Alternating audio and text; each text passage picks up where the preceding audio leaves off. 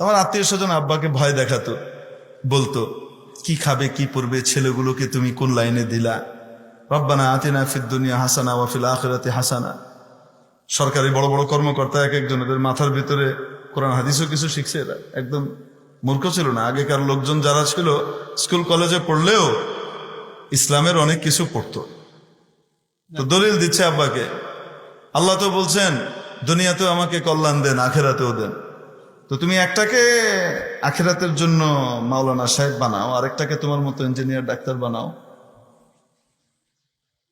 বড় পেরেশান ছিল, আমরা খাবো কি, আমরা পড়বো কি, বড় পেরেশান ছিল। আমাদেরকে মায়া বিয়ে দিব কেডা, বুঝতে পারছেন? বিয়ে হবে কেমনে, ছেলেগুলার কি অবস্থা, কত পেরেশান ছিল। আল্লাহু আকবার। বউ পাই নাই মনে হয়, 6টা বাচ্চা এখন বিনা বই। তো কি কোন আপনারা পাই নাই? আল্লাহ। আর খাওয়া, এখানে যে এক একদিন যাই এক এক জায়গাতে খাওয়ানোর জন্য এত জিনিস রেডি করে রাখে, মনটা খুব খারাপ করে যে হুজুর খেলেন না। মানে এত খাওয়া, কত খাবে? পেটটা তো আমার একটু পেটে কি আমি পুরো সব খেতে পারবো? সবগুলো আইটেম থেকে টাচ করার মতো সুযোগ হয় না। খাওয়ায় কে? আরে বলেন খাওয়ায় কে? আমার আব্বা হারছেন না জিতছেন? বলেন না কেন? যে আখেরাতকে সামনে রাখবে, আর আখেরাতকে সামনে রেখে আল্লাহর সাথে চুক্তি করবে, আল্লাহ তাআলা কখনো তাকে বেইজ্জত করবেন না। আল্লাহ অবশ্যই সম্মান দেবে। আমি বলি, আমি যে এখন সম্মান টম্মান পাই, এগুলো আমার বাবার ইখলাসের বরকত, তাদের নেক দোয়ার বরকত। কোরবানি দিছেন, আমাদেরও কোরবানি যায় নাই তা না, আমাদেরও কোরবানি গেছে। আত্মীয় স্বজনের বাড়ি বেড়াতে যেতে পারতাম না, কারণ বেড়াতে গেলেই আলোচনা কি আসতো জানেন? কথায় কথায় কি পড়ছে, তো তখন হেফজ পড়তাম, হেফজ পড়তেছি। ও তুমি হাফিজি পড়ছো, আচ্ছা আচ্ছা, তো হাফিজি পড়ে কি হবা? কোরআনে হাফেজ হবা। জি, কোরআনে হাফেজ হবা। তারপরে কি করবা? তারপরে ইনশাআল্লাহ কোরআনের অর্থ শিখবো, এটা শিখবো, হাদিস শিখবো, মাওলানা সাহেব। ও মাওলানা সাহেব হবা, আচ্ছা আচ্ছা। তারপরে কি করবা? মানে বুঝছেন না? কি খাইবা, কি পড়বা, বুঝেন নাই? কেউ কেউ এতটুকুতে এসে থামতো, আর কেউ কেউ বলতো তোমরা তো চাকরি টাকরি করতে পারবে না, তোমাদেরকে তো কেউ চাকরি টাকরি দেবে না, তো তোমরা চলবা কিভাবে?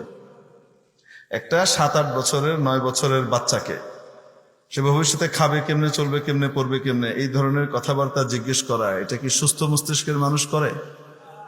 কিন্তু সব হায়ার গ্রেডের শিক্ষিত উঁচু উঁচু ডিগ্রিধারী মানুষরা এই সমস্ত প্রশ্ন করত। মনটা ভেঙে চুরমার হয়ে যেত। কোনো বিয়ের অনুষ্ঠানে যেতাম, কোনো জায়গায় যেতাম, তো সে সমস্ত জায়গাতে দেখতাম আমার কাজিনরা, তাদের এক একজনের কি লাভ ফাল, কত কিছু। আমাদের সাথে কথাও বলতে চায় না, ভিন গ্রহের মানুষ মনে করে, ভাড়াটিয়া মনে হয় যেন এদেশে লজিং মাস্টার হিসেবে আসছে, ভাবখানায়। বুঝেন কি বলি? মনটা ভেঙে চুরমার হয়ে যেত। কিন্তু আবার আব্বার সোহবতে যখন এসে পৌঁছাতাম, তো আব্বার দিলের যে ইখলাস এবং কুরবানি, সেটা আবার প্রভাব সৃষ্টি করত। তখন ওই নিয়ত চেঞ্জ হয়ে যেত, আবার মাদ্রাসায় চলে যেতাম। তো মেরে মুহতারাম দোস্ত, এইভাবে কোরবানি কিন্তু দিতে হয়েছে। যার কারণে পরবর্তীতে আব্বা আমাদেরকে কোনো আত্মীয় স্বজনের বাসায় যেতে দিতেন না। 2-4টা বাসায় শুধু যেতে পারতাম, আর কোথাও যেতে দিতেন না। নিলেও কোনো মতে দেখা সাক্ষাৎ করে আস্তে করে নিয়ে চলে আসতেন। কেন আনতেন তখন বুঝতাম না, এখন বুঝি। কারণ বারবার মন ভাঙতে ভাঙতে এক পর্যায়ে একদম স্ম্যাশ হয়ে গেলে তখন নষ্ট তো হয়ে যেতে পারতাম। আল্লাহ তাআলা কবুল করেন। তো দাওয়াতে তবলিগের মেহনতের বরকত আছে না নাই? চোখের সামনে দেখতেছি আমরা। তো তবলিগের মেহনতে আমরা অংশগ্রহণ করবো তো ইনশাআল্লাহ। ইমানি মেহনত, এটা কি মেহনত?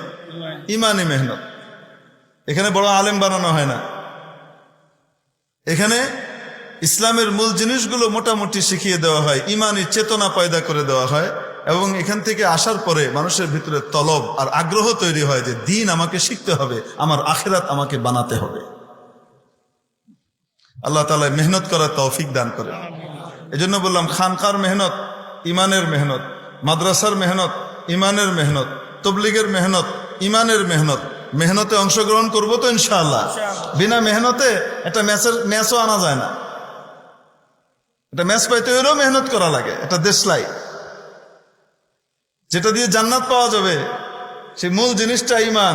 সেই ইমানটার জন্য মেহনত করা লাগবে না? আদ আফলাহাল মুমিনুন। যখন ইমান আসবে তখন পরবর্তী লক্ষণগুলো দেখা যেতে থাকবে। আল্লাযীনা হুম ফি সালাতিহিম খাশিউন। নামাজের মধ্যে খুশু খুশু চলে এসেছে, ভীত সন্ত্রস্ত ভাব নিয়ে আল্লাহর সামনে নামাজে দাঁড়ায়। ওয়াল্লাযীনা হুম আনিল লাগওয়ি মুরিদুন। এবং যারা অযথা কাজ, যেই কাজে না দুনিয়ার লাভ না আখিরাতের লাভ, এরকম কাজ থেকে নিজেকে বাঁচায়। ইমানদার অযথা কাজে লাগবে না। যার ভিতরে ইমান পাকাপোক্ত হয়ে যায়, ইমানের দাবি হলো অযথা কাজ থেকে নিজেকে সে বাঁচায়। সে মনে করে আমার জীবনের প্রতিটা মুহূর্ত আমার জান্নাত কামানোর সময়, আমি অযথা কাজে কেন সময় নষ্ট করব, যেটাতে না দুনিয়ার লাভ না আখিরাতের লাভ। উদাহরণ দিব, খেলাধুলা করলে দুনিয়ার লাভ আছে না নাই? যিনি খেলাধুলা করেন তার শারীরিক মজবুতি আসে কি আসে না? ব্যায়াম হয়, এটাও একটা ব্যায়াম। মনের ভিতরে প্রফুল্লতা আসে, ঠিক কি ঠিক না? খেলা দেখলে বলেন না কেন? কি ফজিলত? ফজিলত তো আছে। সেটা হলো দুই বন্ধুর ভিতরে ঝগড়া, কারণ একজন আর্জেন্টিনা একজন ব্রাজিল। একজন ব্রাজিলের গুণগান গাবে আর একজন আর্জেন্টিনার গুণগান গাবে। এক কাপ চা খাওয়াই দিছি নিয়ে এসে, বলেন না কেন? এই আইপিএল, গুপিএল, মুতপিএল সব একটার পর একটা হইতেছে। আমরা ওইখানে সময় দিচ্ছি। সময় দিয়ে কি ফায়দা হইতেছে? বন্ধু বন্ধুর ভিতরে তর্কাতর্কি হচ্ছে, লাগালাগি হইতেছে। তারপরে কিছুদিন পরে আরেকটু রেগে গেলে আবার তোরে খায়ালাম, তুই আমার এই কথা কইছো, দাঁড়া। এই হলো ফায়দা। বলেন না কেন? খেলা করলে তো একটু শরীরের লাভ হয়, দুনিয়ার একটা লাভ আছে, শরীরের ভিতরে তাজা হয়। দেখলে কি ফায়দা হয়?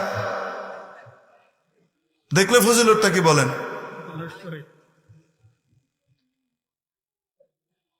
জান্নাতের টিকিট পাওয়া যাবে।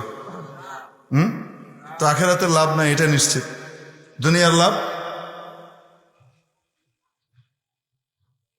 আল্লাহু আকবার, আল্লাহু আকবার। আপনার আব্বা জানদেরকে জিজ্ঞেস করেন, চাচা জানদেরকে জিজ্ঞেস করেন, আগেকার বড় বড় ইঞ্জিনিয়ার সাহেব, ডাক্তার সাহেব, ওনাদেরকে জিজ্ঞেস করেন। তাদের টিচারদের পক্ষ থেকে, সরকারিভাবে, বাবা মার পক্ষ থেকে খেলার সময় বরাদ্দ ছিল। আসর থেকে মাগরিব খেলবে, মাগরিবের পর থেকে পড়া। সে শুধু মাদ্রাসার পড়া না, স্কুলেও যারা পড়তো মাগরিবের পর থেকে আজান হওয়ার সাথে সাথে বাড়িতে ঢুকতে না পারলে আজানের পরে দরজা বন্ধ। এরম কাহিনী কার কার সামনে আছে বলেন? এই যে হাত উঠেছে, ওই যে মুরব্বী হাত উঠেছে, দেখেন। স্কুল কলেজে পড়া অবস্থায় মাগরিবের সময় কোথায় ঢুকতে হবে? বাসায়। এবং বাসায় ঢুকে কি করতে হবে? বই নিয়ে বস। কি নিয়ে বস? বই নিয়ে বস, না খেলা নিয়ে বস? কন্যা কেন?